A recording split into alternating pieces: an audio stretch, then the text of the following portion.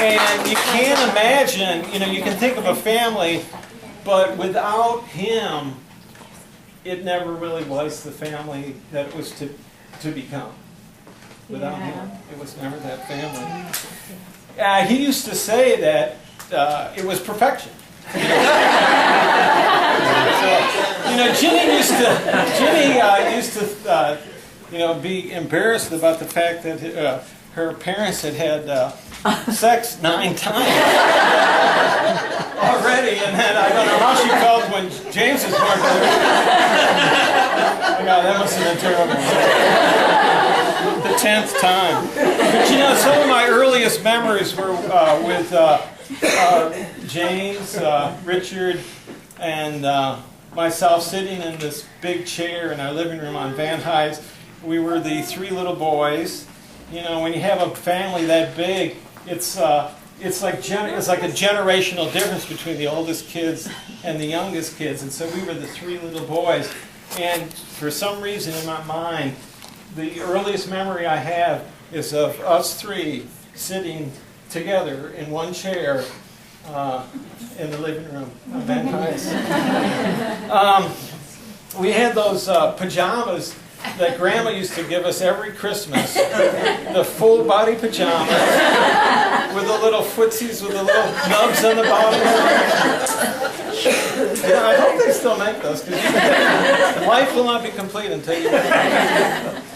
But James really took off life running, in a way, and there were a few bumps on the road. There's the famous story of how he got potty trained for Mary Ellen's wedding. And I really said that story, I thought about it a lot. And for those of you who don't know, they use candy to coax him into using the potty. And when you think about it, a big part of his life was trying to hit the jackpot and getting that payoff.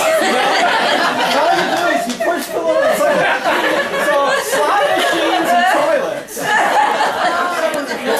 I think you set him off. So you set him off on this life of forever trying to hit the big one. But he did get that straightened out finally. And I know Mary Ellen wanted to have a good wedding and not a shitty one. I think it worked out. So that was one of his first little accomplishments. But anyways, he fit right in with the neighborhood of Madison, and the summers, I don't know if you guys have had a chance to read some of the remembrances that people have sent, but the Summers and the Grumans recall him and playing in the sandbox in the backyard, and Army men and blocks up on the porch of their house and our house as well. But the thing that everybody says about James, and this is true, is that he was always a friend, and he was a good friend, and he's a person that, and this is actually pretty rare for most people. He was a person who was able to keep friends for his whole life. That's actually pretty rare, somebody to have lifelong friends. And he had lifelong friends. It's because the qualities that he had are what I think we would all like to be, and he had them. And that was, he had a great sense of humor. He was honest with people. He was smart. He was almost as smart as I was. That's saying quite a bit. But anyway. Just some of the things actually said, and I'll go ahead and read this. They pointed to his kindness, intellect, good humor, sharp wit, and some of these are things that you guys actually wrote about him. Honesty, altruism, and that's a characteristic that I think that we got really from you, Mom, and from Dad, is, doing for others. And that's how you become a better person yourself, is by doing for others. Now, he also had a temper, and he would get mad about things, but it was always because something wasn't right with the world. It wasn't for selfish reasons. It was because something wasn't right. Okay, and so he would want to correct those things, and that's the kind of person he was deep inside him. I remember when the Grumans moved into the neighborhood. Actually, I don't remember the Grumans. That's good. That sounds good. Yeah, but anyway, Peter Grumman and James became good friends, and they were really inseparable. And they were good friends their entire life. They would go down to Lake Mendota or Lake Wingra, catch fish from the beginning of summer till the end of summer, going barefoot. And that's how things were then. You could walk down to Lake Wingra and fish all day and come back, and they remember you cleaning the fish and cooking them. And I'm sure that set him off to his lifelong love of fishing too, you know. And you know, fishing is a lot like slots in a way. Right? It's probably more like horse racing. Because what you do is, you know, you get all prepared, you know, and you know, cast your bet or your bait or whatever the hell it is. And then it's up to the gods, so to speak. You know, then it's kind of up to luck whether you're going to hit or not. And he loved fishing.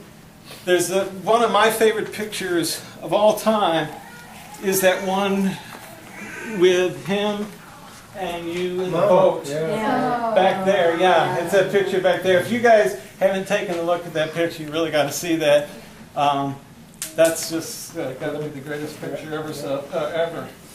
But you know, James really made a sport of lots of things in his life. He loved to play golf, and he would play golf in the morning, and then go to the showdown in the afternoon and play that video game, Golden Tee Golf. And he got to be really good at it. I never could play it, so I don't know how the whole thing works. But he was always making games out of everything. You know, when he'd play golf, he wouldn't just play regular golf. They'd play wolf, or they'd dimesies, or whatever they would do. And he was always in for the action, because it made a special link with the person, you know. So you play a game, but you're also playing another game with them, and you kind of have a lot of fun doing that. As his life continues, as we're looking at this timeline thing,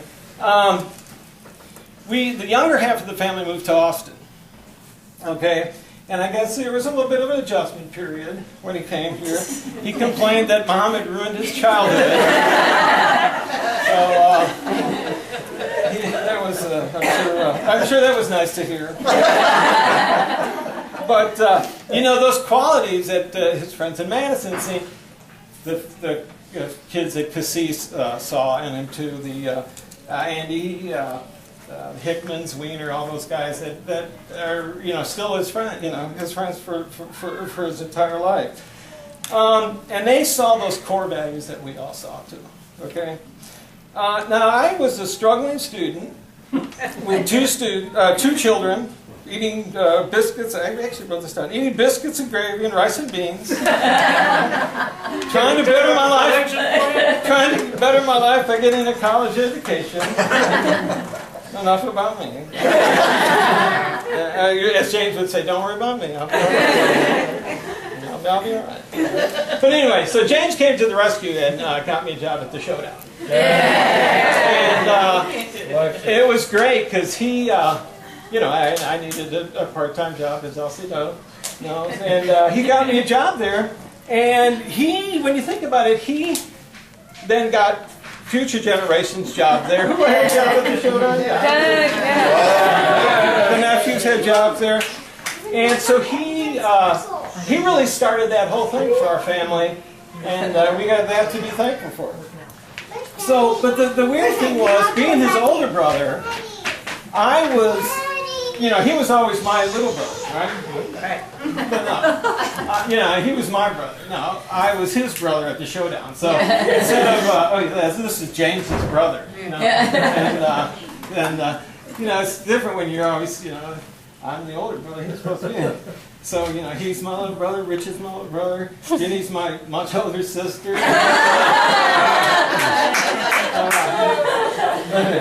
But anyway, so, you know, not that I ever did this, never did really. But, you know, women would want to be near me because I was James's brother, you know.